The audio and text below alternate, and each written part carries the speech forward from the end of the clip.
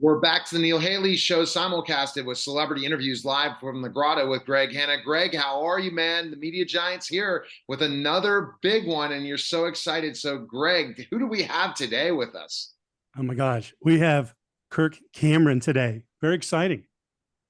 I'm excited to Yeah. talk with them. We're going to talk about Lifemark and everything. Kirk, thanks for stopping by. And man, thinking about the story, first of all, of how David, this is an entrepreneur story in so many ways, of David and his message to reach out to you. I want to go to that question before we get any of the further questions of just how somebody goes out with someone as, well known as you are, especially in the Christian film world, and goes back and says, hey, I have this idea, and tell us that story. I interviewed David, and he told it was just amazing.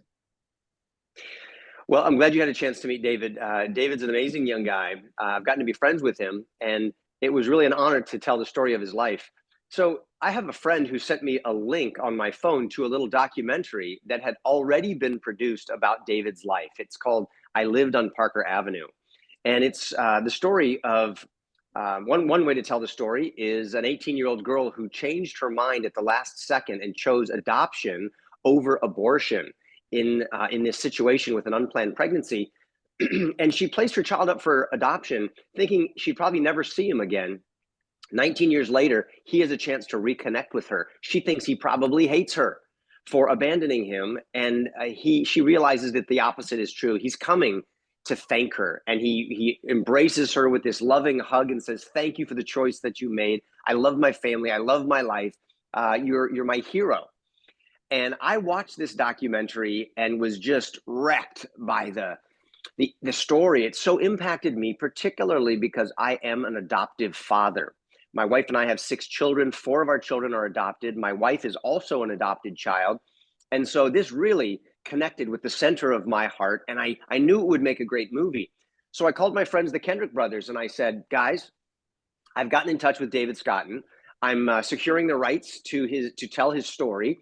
Do you think I'm crazy? And they said, no, we watched the documentary. We don't think you're crazy. In fact, we'd like to make the movie with you. And so we purposed to produce it together. I'm also acting in it along with Alex Kendrick.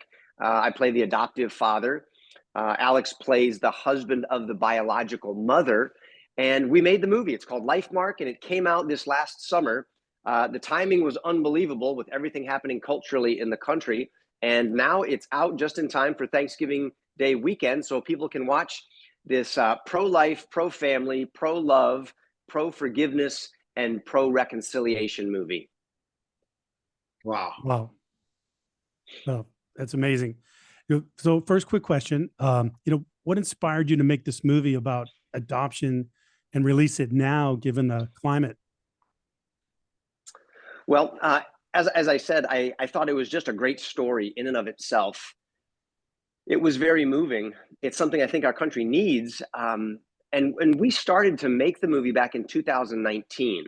But then, of course, once the pandemic took over everything, and the government reaction to that was to shut everything down, including movie theaters, schools, churches, businesses. We didn't know when the movie would be released. So it was finished. It was ready to go.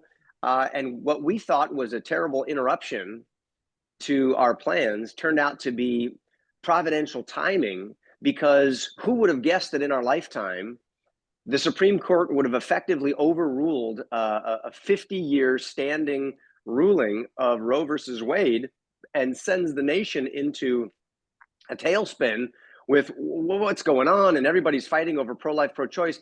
And then right on the heels of that decision, here comes a movie that providentially comes rushing into the movie theaters, celebrating the value of life in the womb and the beauty of adoption. We couldn't have planned it.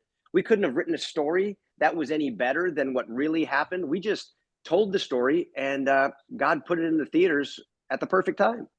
Absolutely. Can you tell us about the incredible stories that you've heard from those who've seen Lifemark? Well, I've seen the movie quite a few times myself, and I've actually been to the theaters with friends when it was in the theaters, and people are coming out just so touched and moved by it, because so many people have been affected by either an unplanned pregnancy or adoption, or they know somebody who's adopted, someone in their family, a friend. And then one of the most moving stories that I heard recently was a man who saw the movie in the theaters. He was a real quiet, introverted, shy kind of personality. And he was thinking about the movie as he was driving his Uber, and he was picking up people to deliver them places. And he found a young lady who was in the back seat, and he was taking her to the destination. And when he looked, he could see that he was taking her to an abortion clinic. He looked, and she was a young girl who looked like, okay, she was upset, and he figured he understood what was going on. He thought about the movie and said, you know what? I'm just going to ask her.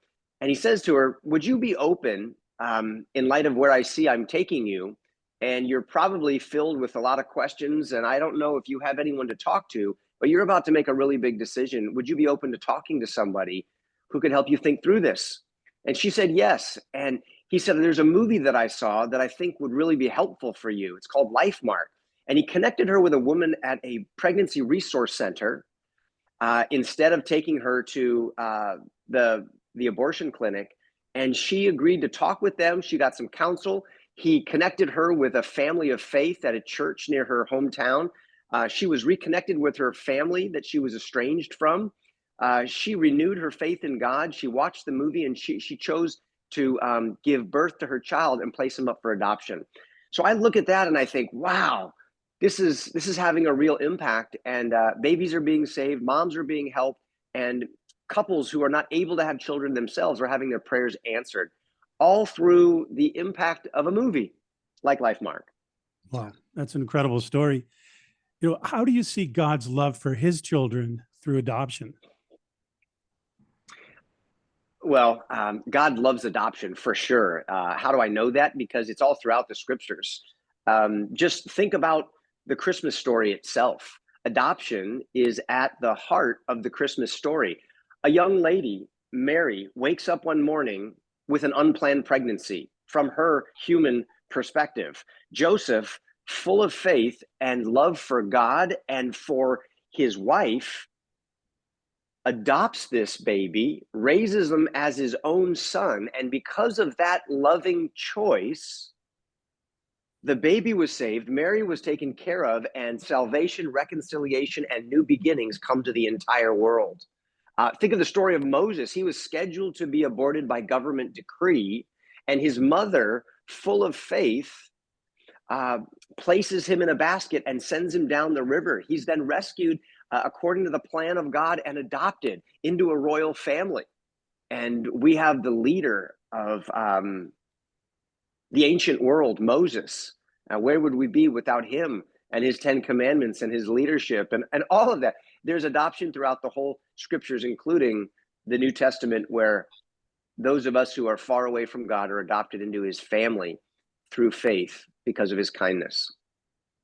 How do you think this film will impact how people view adoption now? What is that hope of yours? I'm hoping that this will open people's eyes to adoption being the loving choice. We believe that adoption is the loving choice in the midst of a scary situation that feels like a crisis. We believe that there is a miracle buried in there, and we believe that there's an opportunity for something extraordinary to happen if we look through the lens of love toward everybody involved in this difficult situation. When there's an unplanned pregnancy, there's not just a woman involved, there's also a man involved. Where is he? What does he need? Why isn't he supporting her? Why aren't they together helping and walking each other through this situation? How do we also look through the lens of love toward the child who is developing and has a whole future ahead of him or her in the womb? One choice that I know fits the bill for everybody is adoption, because we've adopted 4 kids ourselves. And I am so grateful. Every one of my children was one doctor appointment away from not existing. My wife was perhaps minutes away from not being here. And if my wife hadn't been born, either would our 2 natural born children. And so I am a big proponent of adoption. I want people to look into it and see that it is an incredibly loving choice and something that could help you save a life, and answer the prayers of those who are not able to have children on their own. Wow. You told that beautiful story of the young lady who was headed, for the clinic, saw the movie, made the U-turn and had her child. Let's talk more in general now. The film is pro-family, pro-reconciliation, pro-forgiveness, and so much more. How do you think the film will impact how the general public views adoption now? I'm hoping that, that is who's seeing the movie, is the general public. This isn't a movie for a isolated group of religious people. This is a movie for my daughters and my sons and your daughters and sons. This is for grandparents and adults, everyone. This is a huge issue. I love that our country is founded on the inalienable rights that we know come to us from God: life, liberty, the pursuit of happiness. And the first and chief among these is life. It doesn't matter if you're an atheist or you're a Christian or a Jew or a Buddhist or a Hindu or a Muslim or whatever. If we sacrifice life by putting qualifiers on which ones are worthy to be spared and which ones can be sacrificed, we fundamentally undermine the freedoms that we have in the country. There ain't no liberty if you don't have life. Right. We don't even get around to choosing the pursuit of happiness in any form if we don't start with all life is precious and it's sacred. It must be protected and celebrated in the womb, outside the womb, black, white. No qualifiers disqualify anyone from being a human being and being a person. So I'm hoping that people see that that every life counts, and that an unplanned pregnancy is not a reason to destroy a life. It's reason to do a lot of adjusting and a lot of thinking, a lot of reforming the way that we think and we live. And it's also an opportunity to be a hero in a very difficult circumstance and let faith and love drive your decision making. Exactly. One thing I've been so impressed about, Kirk, in your story, and we'll definitely get to where we can watch the movie, is your entrepreneur mindset, how you took a brand, which was Growing Pains, and have been able to create, I believe you're one of the major leaders in how Christian films have become so popular and have really just, box office hits, especially even this one. What do you think? You've been mentored, or did you have this mindset you wanted to use how people watched you every week for so many years on Growing Pains, how you've been able to increase your overall brand to this message and this mission that you have a tribe of people to help?